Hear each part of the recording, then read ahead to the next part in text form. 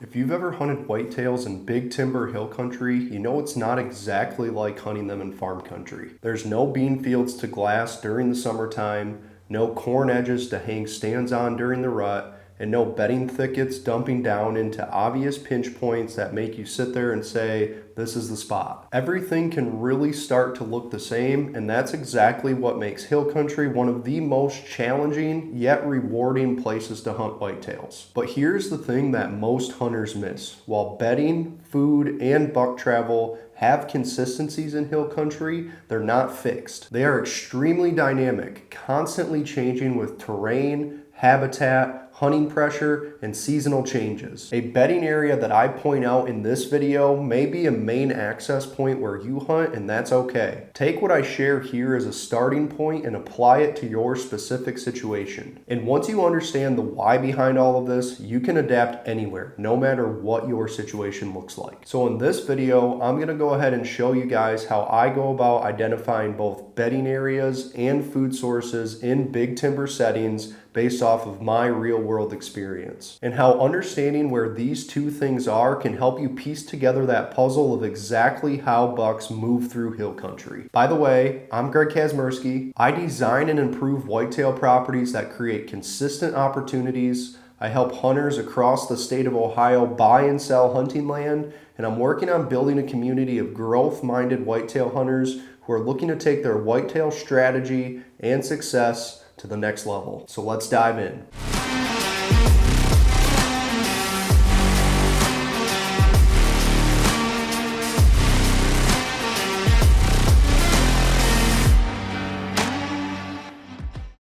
Let's go ahead and start with bedding, because once you can understand where deer are likely to bed, everything else is going to start to fall right into place. In big woods hill country, terrain plays a huge role in bedding areas. The two most common terrain features where I find bedding are points and benches. A point is simply a ridge that extends out from higher ground. Think of it like a finger extending out from that main ridge. Deer love these because they can bed up on the upper third and utilize that wind to smell what's coming from behind them while having this great vantage point of what's below them. A bench is going to be that flat spot along an otherwise steep hillside. It gives the deer a comfortable and flat place to bed while still offering that sight advantage downhill and the security staying tucked into the side of the hill. Now, terrain is only half of the picture. The other half of this is going to be the habitat. The best bedding areas almost always have a higher stem count, meaning this thick, brushy growth providing that security cover. Two of my personal favorite places to find this are logging cuts and creek or river bottoms. Logging cuts offer young, regenerating growth that's perfect for bedding cover and also falls in line with those two terrain features I pointed out earlier. Creek bottoms provide cooler air, moisture, and thick vegetation throughout most of the whitetail season. For me, the best way to spot these two areas is by looking at satellite imagery. Any type of leaf-off imagery can show you where those open and mature hardwoods are and begin to stand out from those thicker, brushier areas that are likely to be bedding. And if you use historical satellite imagery in a software like Google Earth Pro, you can flip back through previous years and find out exactly when that logging cut happened. I find that logging cuts that are 3 to 8 years old are generally going to be the best logging cuts for bedding areas,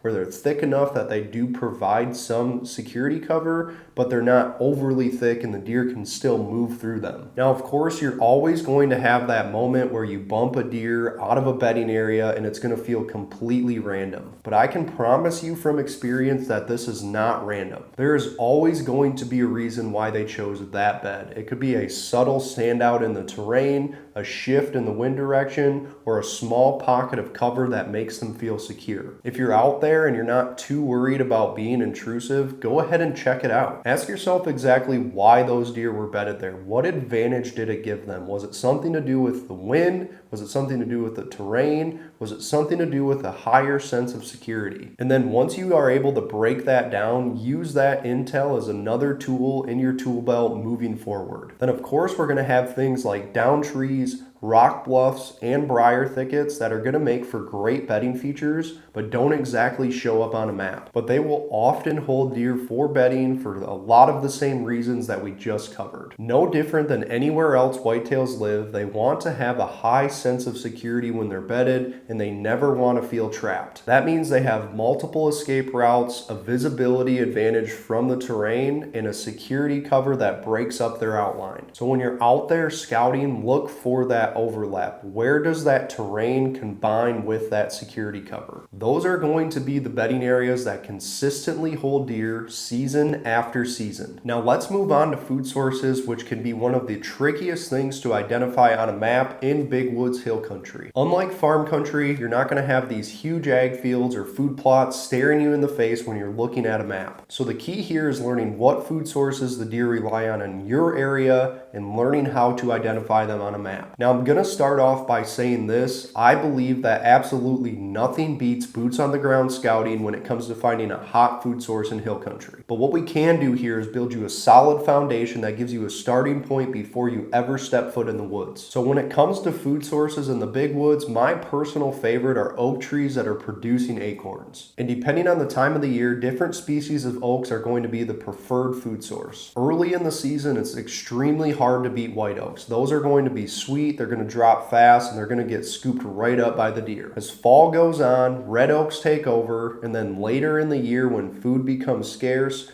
I personally like to target chestnut oaks as they can become the key food source in your area when other food is scarce. When I'm e-scouting, I like to use Onyx Hunt as a guide to help me find oak-dominated ridges. They have a layer within their map that shows where exactly oak species are the highest concentrated. It's not exactly perfect, but it is a great starting point. And then once I'm on the ground, I start building mental patterns based off of elevation. For an example, if I notice that an upper third of a ridge is going to have a ton of oak trees, I'm going to take a mental log of that because there's a very good chance that other ridges in the area in that upper 1/3 elevation band are also going to have a lot of oak trees. The other major food source that I like to focus on is logging cuts. That same young growth that provides phenomenal bedding cover also offers nutrient-rich browse, grasses, forbs, and tree saplings that deer absolutely love. As a bonus, many state forests here in Ohio seed their logging roads after the cut is completed to help prevent erosion, which can turn those old logging roads into green travel routes or mini food plots that deer will absolutely hammer throughout the fall. When I'm using satellite imagery to locate logging cuts, I'll often scroll through historical images on Google Earth Pro. This is going to allow me to see exactly when a logging cut was made, similarly to when I'm looking up a bedding area. I like to find brand new cuts because they're going to be loaded with tops, which is going to be easy access food for the deer, and then cuts that range in that 3 to 5 year where they have a nice amount of browse, but it's not necessarily going to be an explosion of cover. So even though you're not going to see this huge green field when you're looking on a map, the food is still there. It just looks a little bit different. Acorns, browse, and regeneration from logging cuts all create consistent,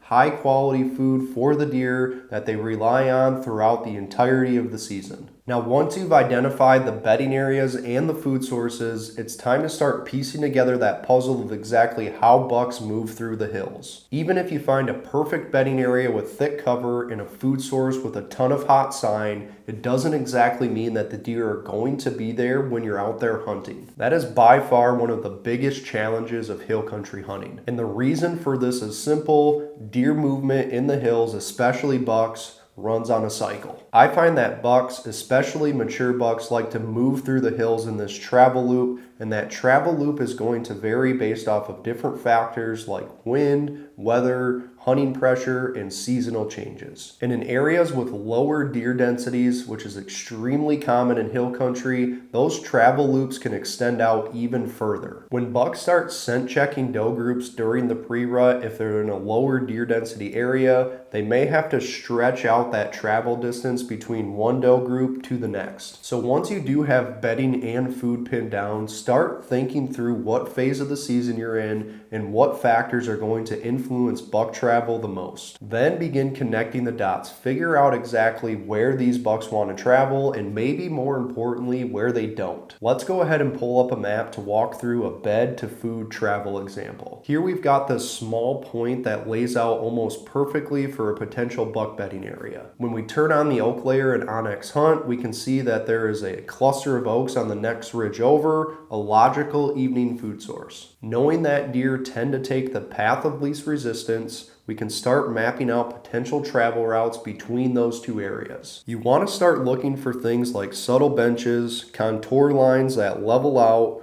or faint old logging roads, anything that's going to naturally guide movement between the bedding area and the food source. Once you've drawn out those routes, begin to place your focus in areas where deer movement is condensed. Those are going to be your ambush zones, areas where deer activity stacks up, and where you can also slip in and out without blowing out the core deer habitat. Now let's go ahead and look at a slightly different example, one that's focused around doe bedding. Here we've got a few younger logging cuts marked out that serve as doe social areas, spots where they feed, bed, and interact regularly. I find that bucks love to scent check these cuts from the downwind side, using the terrain to their advantage. By connecting the dots between these doe areas and considering how the wind interacts with the landscape, you can start mapping out likely buck cruising routes. Your job as a hunter is to find the pinch points that those routes naturally create. The saddles, benches, or narrow ridges where bucks transition between one doe group to the next. Those are the high odds locations that you are going to want to key in on. And if you want to take a deeper dive into how exactly certain terrain features shape deer movement in hill country, I have another video on my channel,